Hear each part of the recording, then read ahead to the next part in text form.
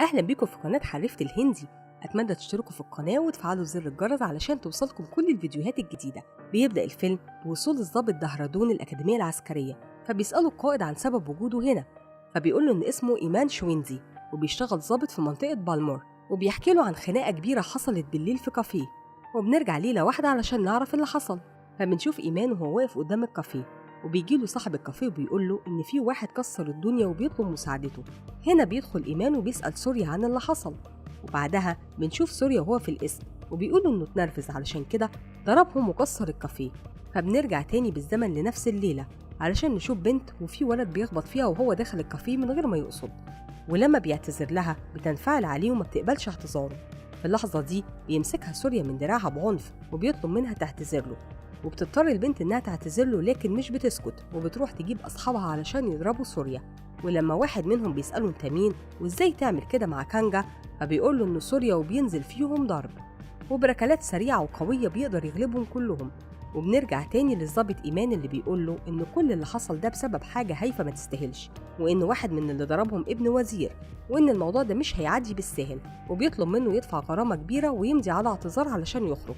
لكن سوريا بيرفض وبيقول له إنه لا هيعتذر ولا هيدفع غرامة، فبينفعل عليه الضابط، وفي اللحظة دي بيروح سوريا ضربه وضارب كل اللي في القسم ومحدش فيهم بيقدر يقف قدامه. ولما الضابط بيرفع عليه المسدس بياخده منه بسرعة وبيخرج من القسم. وهنا بنرجع تاني للضابط اللي بيقول لقائد الشرطة إنه مش جاي الوحدة علشان يعمل مشاكل، وبيقول له إنه مش عايز حاجة غير المسدس بتاعه. فبيطلب قائد الشرطة من واحد من رجالته إنه يستدعي الضابط سوريا، لكن المساعد بيقول له إن سوريا في الجناح بيه. وهنا قائد الجيش بيقول إن الجناح ده محبوس فيه الإرهابي الباكستاني كساب، وفي نفس الوقت بيضرب سوريا الإرهابي طلقة في راسه بالمسدس. وبنرجع بالزمن علشان نشوف سوريا وهو في تدريبات الجيش في الكتيبة بتاعته في المنطقة الثلجية، وبنشوف هجماتهم على الإرهابيين وزمايله اللي بيموتوا وتسليم أهاليهم ومتعلقاتهم الشخصية، وبنعرف قد إيه سوريا ضابط شجاع. وبعد كده بنرجع تاني لسوريا وهو بيتحاكم على قتل الإرهابي كساب، ووقتها قائد الشرطة بيقول له إن قتل الإرهابي عنده معلومات مهمة من غير أوامر. فبيقول له سوريا إن الإرهابي ده عندهم بقاله 6 شهور وما قدروش يعرفوا منه حاجة، ولما بعتوا لحكومة باكستان قالت إنها ما تعرفوش. وهنا القائد بيقول له إن قتل إرهابي جوه معسكر الجيش من غير أمر يعتبر جريمة، وإن ملفه كله جزاءات بسبب عدم طاعة الأوامر. فبيطلب سوريا منه إنه ينقله الحدود، لكن القائد بيرفض وبيقول له إنه خطر على الأمن العام، وبيروح طرده من الجيش. وبعد كده بنشوف زمايل سوريا وهم بيجبروه على التدريب بعنف لدرجة إنه ما بيبقاش قادر يمشي بعد التدريب، لكن بتطلع إن دي أوامر القائد علشان يعاقبه. وهنا بيوصل باباه بالتبني وبيقول له إنه تم تسريحه من الجيش وبقى جندي سابق، وبيطلب منه يسيب الوحدة حالا. ولما باباه بيقول له إنه ما بينتميش لحياة الجيش، سوريا بيعترض على كلامه وبيقول له إنه مكانه على الحدود، وبيفهمه إنه كان غيران من زميله اللي مات على الحدود، وإن حلم حياته هو إنه يحمي الهند كلها. فبيروح باباه لقائد الجيش علشان يطلب منه فرصة تانية لسوريا، لكن قائد الجيش بيصمم على موقفه. هنا بابا سوريا بيقول له إنهم لسه بيدوا الباكستانيين فرصة، فمن حق سوريا إنه ياخد فرصة تانية. في اللحظة دي بيقرر قائد الجيش إنه يوافق لكن بشرط. وبعدها بيروح سوريا يسأل باباه عمل إيه مع القائد، فبيقول له إنه وافق لكن على شرط إنه يجيب له إمضة من الدكتور رام بنفسه، والدكتور رام ده هو أكبر دكتور نفسي في الهند. فبيقول له سوريا إنه يقدر يجيب توقيع رئيس الوزراء لكن ما يقدرش يجيب توقيع رام. وبنرجع تاني علشان نشوف ابن رام وهو بيتخانق مع أصحابه، وبعدها بيروح لقسم الشرطة وبيروح بابا يطلعه وبيقول له إن الناس كلها بتستناه علشان يمضي على تقارير لحسن السير والسلوك، وابنه هو يخليه يمضي على محاضر الشرطة. ولما بيرجعوا البيت بيقول له رام إنه ابنه وإنه المفروض يكون قدوة لغيره. في اللحظة دي بينفعل عليه ابنه وبيقول له إنه مش كلب علشان يقول له إنه مربيه من صغره، وبيقرر إنه يسيب له البيت ويمشي. وبنرجع تاني للحظة اللي بيوصل سوريا فيها الجامعة، وهناك بيستقبله كشور وبيقول له إن الدكتور رام مستنيه، وبتبدأ جلسة الكشف. فبيطلب رام من سوريا إنه يحكي له عن نفسه، فبيقول له إنه جندي، لكن الدكتور بيطلب منه إنه ينسى هو بيشتغل إيه ويكلمه عن نفسه، لكن سوريا بيصمم على موقفه. هنا الدكتور بيقول له إن وقته انتهى وبيطلب منه يجيله تاني يوم. ولما سوريا بيطلب منه يخلصوا المقابلة علشان يمضيله على التقرير بيرفض وبيسيبه وبيمشي. بعد كده كشور بيوصل سوريا للبيت القريب من بيت الدكتور رام، وهنا بيفكر سوريا إن الدكتور لو كان مضاله على التقرير كان زمانه دلوقتي في وحدته، لكن بيتفاجئ إن كشور بيقول له إن إمضة رام ما بتتاخدش بالساهل، وبيفهمه إنه بقاله سنة مستني ياخد الإمضة دي.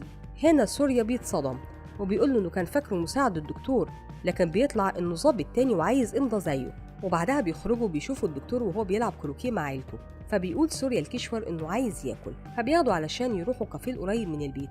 وفي طريقهم للكافيه بتقطع عربية الطريق وبينزل منها واحد بيخطف راجل من عربيته وبياخده معاه وبيمشي. فبيقول كشور لسوريا إن الراجل ده هو ابن البلطجي شالا. وبعدها بنشوف شالا وهو بيدخل لبيت بي سي وبيقول له إنه هيدفعه تمن اللي قاله لابنه. وبنرجع علشان نشوف بي سي وهو واقف في أرضه وبيقول لابن شالا إن باباه مجرم ولولا العصابة اللي حواليه كان اتخلص منه من زمان. وبنرجع تاني لشالا اللي رجالة بي سي بيهاجموه، فبيقدر يخلص عليهم كلهم وهو قاعد في مكانه. ولما بيحاول بي سي يقتله مراته بتترجاه يبعد عنه علشان ما يتقتلش زي رجالته. وفي نفس الوقت الدكتور رام بيسأل سوريا إن كان عنده أصحاب، فبيفتكر يوم ما طرد أصحابه من البيت وبيعترف سوريا إنه ملوش أصحاب. ولما الدكتور بيسأله عن فرشة بيقول له إنها حب حياته. وبنرجع بالزمن علشان نشوف سوريا وهو بيضرب واحد، وبعدها بيطلب منه يعتذر لفرشة لأنه عاكسها. وبعد ما الراجل ده بيعتذر لها بيسيبهم سوريا وبيمشي، لكن فرشة بتدور عليه لحد ما بتلاقيه وهو بيغني، فبتقعد تتفرج عليه وبيقربوا من بعض. وبعد كده بيروحوا هما الاتنين لراج بابا فرشة علشان سوريا يطلب منه يتجوزها. وبيقدر راج إنه يعرف حقيقة سوريا والمشاكل اللي بيعملها، فبيروح يقول لبنته إن سوريا مش مغني زي ما هي كانت فاكرة.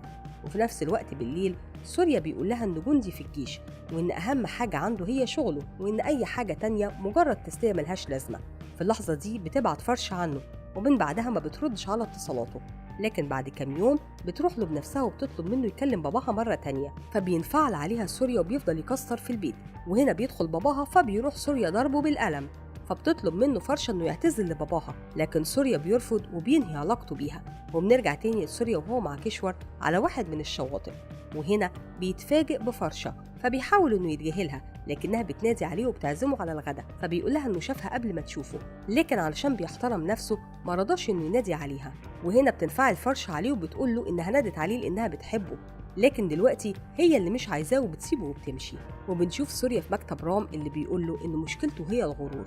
في اللحظة دي بينفعل سوريا وبتطلع المفاجأة ان سوريا يبقى هو نفسه ابن رام، لكن رام بيقول له انه خلفه وهو صغير وبيفهمه انه ما كانش عاوزه علشان كده ما قدرش يطلعه زيه. وهنا بينفعل سوريا وبيقول له انه متأكد انه خايف من الناس علشان ما حدش يعرف انه ابنه. في اللحظة دي بيطلب رام من السكرتيرة انها تحضر لمؤتمر طلابي، وبيروح واخد سوريا وبيعترف قدام الطلبة كلهم ان سوريا يبقى ابنه. وبيقول لهم ان في قانون في علم النفس بيقول ان الانسان لو اتبع عادة معينة لمدة 21 يوم بيقدر انه يحافظ عليها طول عمره. وبيتحدد سوريا انه يبتدي من بكره لمده 21 يوم يتحكم في غضبه، وبيقول له لو قدر يعمل كده هيمضي له بالموافقه على انضمامه لحرس الحدود.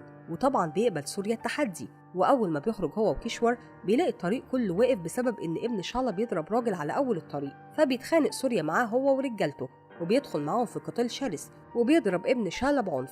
ولما كشور بيفكروا بالتحدي بتاع رام بيقول له سوريا انه ضرب ابن شالا دلوقتي، لكن التحدي ده هيبتدي من بكره. وبيبدا سوريا يحضر دروس اليوجا، وبالفعل بيقدر يغير روتين حياته من اكل وشرب ومعامله الناس. لكن تاني يوم رجاله شالا بيقفلوا المكان كله، فبيرجع سوريا وكشور للبيت بسرعه، ووقتها مامته بتطلب منه يجيب لها حقنه لبنتها. ولما رجاله شالا بيشوفوه واحد منهم بياخد الحقنه وبيكسرها، لكن بيطلع سوريا انه شايل واحده تانية وبيرجع يديها لمامته.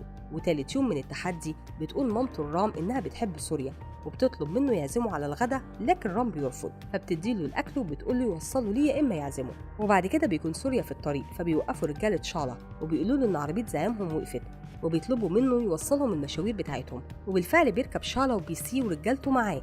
وفي الوقت ده سوريا بيشوف شالا وهو بيرتكب جرايمه، لكن ما بيقدرش يمنعه علشان التحدي. وبعد كده بيروح شالا لمصطفى الجندي السابق بالجيش وبيطلب منه يبيع له ارضه، لكن مصطفى بيرفض. وهنا شالا بيقول له انه هيديله مهله 4 أيام بس، وبعد كده هياخد الارض منه بالقوه ومن غير فلوس. وفي نهايه اليوم بيرجع سوريا لبيته بيكون متنرفز جدا وبيحكي لكشور على اللي حصل، فبيهديه وبيقول له ان مفيش حاجه في ايدهم يعملوها. وتاني يوم الصبح بيقول سوريا لكشور انه فكر في اللي حصل ولقى انه ادى الموضوع اكبر من حقه. لكن اول ما بيطلع قدام بيته بيلاقي رجاله شالا راكبين عربيته، وواحد منهم بيقول له ان عربيته عجبت شالا وعشان كده هياخدها، وبيرمي له مفاتيح موتوسيكل على الارض. وهنا بيوطي سوريا على الارض وبياخد المفاتيح. وفي اللحظه دي بيفقد سوريا اخر جزء من شخصيته الحقيقيه، وعشان كده قبل ما بيطلع بالموتوسيكل بيبعد المرايات عن وشه.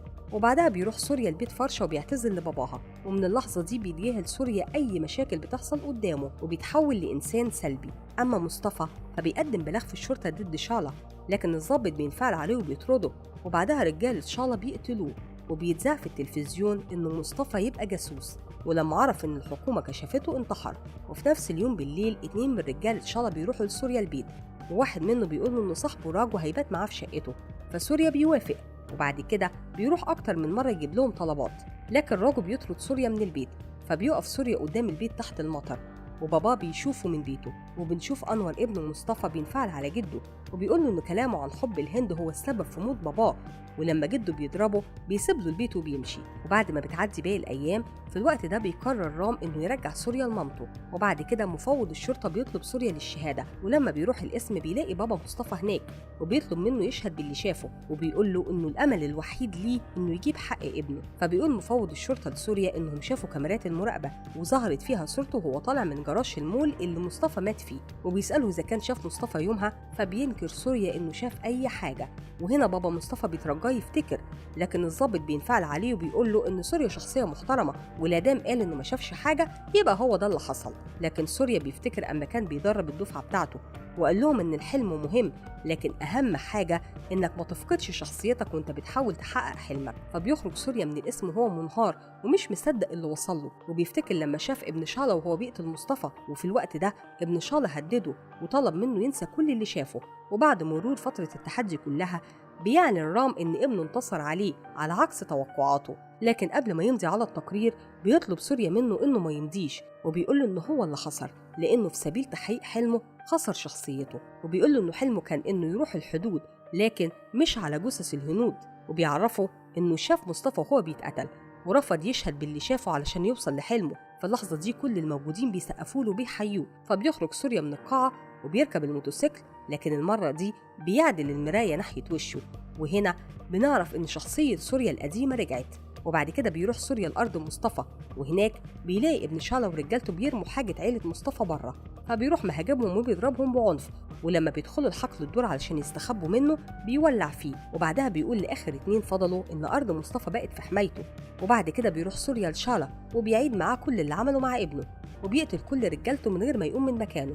ولما بيحاول شالا إنه يقتل سوريا بيسيب يترجاه ما يقتلوش، وبيقول له إن ابنه معاه. وهنا شالا بيقول لسوريا إنه هيسيب الأرض لولاد مصطفى، لكن سوريا بيقول له إنه مش وطني، فبينفعل شالا عليه وبيقول له إنه هندي وبطاقته تثبت كلامه. في اللحظة دي بيقول له سوريا إن الوطنية مش محتاجة بطاقة، وبيفهمه إن اللي عمله مع مصطفى خلى ابنه أنور يفقد إيمانه ببلده، وإن اللي زيه هم اللي بيصنعوا الإرهابيين، وبيديله مهلة 24 ساعة علشان يلاقي أنور ويرجعه قبل ما يقع في إيد الجماعات الإرهابية. ومن اللحظة دي كل الرجالة بيدوروا على أنور، والناس كلها بتنشر على السوشيال ميديا صورة ليه وبيطلبوا منه يرجع لأهله. وبعد كده بيتذاع في التلفزيون إن مصطفى كان مقاتل في الجيش الهندي مش جاسوس، وإنه اتقتل واللي قتله هياخد جزاؤه. وبتطلب المذيعة من أنور إنه يرجع لأهله، وفي نفس الوقت بينضم أنور للإرهابيين، وبتكون أول مهمة ليه قتل راجل عجوز. ولما بيقرب منه بيحاول يقتله الراجل بيناديه باسمه وبيوريله صورته على السوشيال ميديا، فبيرجع أنور لبيته. هنا سوريا بيقول له إنه عارف إن العدالة اتأخرت لكنها في النهاية اتحققت، وبيطلعوا له علم الهند من جيبه، فبياخدوا أنور وبيطلع يعلقه على سطح البيت. وبعدها رام بيدي لابنه تقرير عليه إمضته وبيقول له إنه فخور بيه. وفي النهاية بيتحقق حلم سوريا وبيسافر للحدود. وبكده بيخلص فيلمنا النهاردة اللي قدر يوصل لنا رسالة بإن الوطن مش بس خانة في البطاقة، لكن حب وانتماء موجود جوه قلب كل واحد فينا. أتمنى تشتركوا في القناة وتفعلوا زر الجرس علشان توصلكم كل الفيديوهات الجديدة. سلام.